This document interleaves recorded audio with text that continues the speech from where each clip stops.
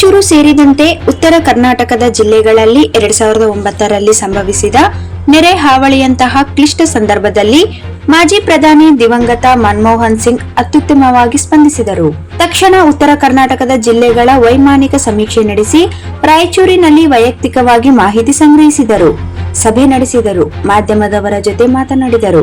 ಸೈಯದ್ ಯಾಸೀನ್ ಅವರು ನಗರ ಕ್ಷೇತ್ರದ ಶಾಸಕರಾದ ಕಾರಣ ಅವರಿಂದ ನೆರೆ ಹಾವಳಿಯಿಂದ ಹಾನಿಗೊಳಗಾದ ರಸ್ತೆಗಳ, ಬ್ರಿಡ್ಜ್ಗಳ ಇತರೆ ಹಾನಿಯ ಮಾಹಿತಿ ಪಡೆದು ಸಾಕಷ್ಟು ಅನುದಾನ ಬಿಡುಗಡೆ ಮಾಡಿದ್ದರು ಎಂದು ಯಾಸೀನ್ ಅವರು ಖ್ಯಾತ ಅರ್ಥಶಾಸ್ತ್ರಜ್ಞಾನ ಮನೋಹರ್ ಸಿಂಗ್ ಅವರ ಕಾಳಜಿ ಬಗ್ಗೆ ನೆನಪಿಸಿಕೊಂಡಿದ್ದಾರೆ. ಹೆಚ್ಚಿನ ಅನುದಾನಕ್ಕೆ ಕೇಂದ್ರದ ಅಧ್ಯಯನ ತಂಡ ರಚಿಸಿದ್ದರು.